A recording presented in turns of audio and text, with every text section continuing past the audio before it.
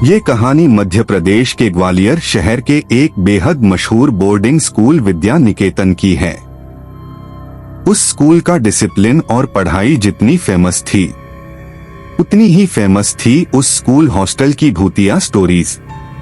एक रात 12th class के 4 दोस्त मिलकर वहीं भूतिया बातें डिस्कस कर रहे थे, जब उनमें से एक लड़का सूरज कहने लगा कि उसके पास एक ऐसा गेम है जिसकी हेल्प से वो ये पता लगा सकते हैं कि हॉस्टल की सब फेमस बातें सच भी हैं या नहीं।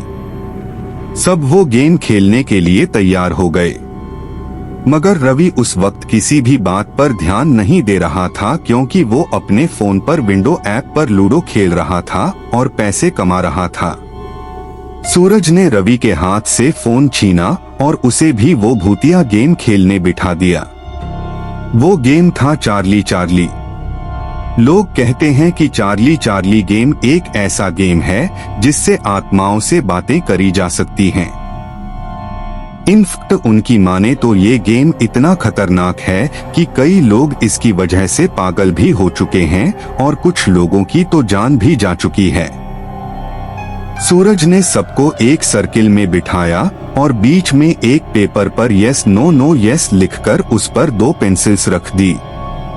रवि ये देखकर हंसने लगा और वो सर्किल से उठकर जाने ही वाला था कि अचानक कमरे की लाइट्स फ्लिकर करने लगी। ये देखकर सबके होश उड़ गए।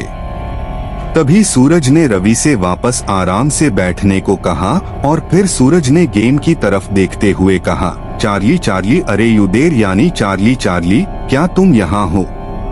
चार्ली चार्ली क्या तुम यहाँ हो? ये कहने के बाद सब वेट करने लगे, पर कमरे में कुछ नहीं हुआ। सूरज ने दोबारा वही सवाल पूछा, तब भी कुछ नहीं हुआ। इस पर रवि ने उस गेम का मजाक उड़ाना शुरू कर दिया। लेकिन तभी सर्किल के बीच पड़ा पेपर जोर से हिलने लगा।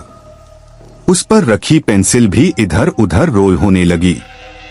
सूरज ने फिर से वही सवाल पूछा, चार्ली चार्ली क्या तुम यहाँ हो? और तभी पेंसिल घूमकर येस पर पॉइंट करने लगी। सब हैरान होकर एक दूसरे को देखने लगे। इसके बाद एक एक करके सब चार्ली से कुछ ना कुछ क्वेश्चंस पूछने लगे, जिससे वो कंफर्म कर सके कि सच में चार्ली की आत्मा वहां वाकई थी या नहीं। किसी ने पूछा, चार्ली क्या तुमने आज तक किसी को डराया है? तो किसी ने पूछा, चार्ली क्या कभी तुमने किसी की जान ली है? पेंसिल घूमती रही, कभी ये इस पर तो कभी नो पर। रवि उस सर्किल में बैठे बैठे भी सबका और चार्ली चार्ली गेम का मजाक उड़ाता रहा। उसे अब भी लग रहा था कि सूरज सबके साथ कोई मजाक कर रहा है। सबकी बारी हो चुकी थी और सूरज ने रवि को चार्ली से सवाल पूछने के लिए कहा। रवि ने मजाक में पूछा, चार्ली क्या तुम बेवकूफ और पागल हो? इस पर पेंसिल नहीं हिले और रवि को विश्वास हो गया कि चार्ली चार्ली गेम बकवास है और वो सर्किल से उठ गया। लेकिन जैसे ही वो वहां से उठा, उसी वक्त पेंसिल घूमकर येस पर पॉइंट करने लगी और फिर जोर जोर से हिलने लगी। कमरे की लाइट्स अब और जोर से फिक्र कर रही थी।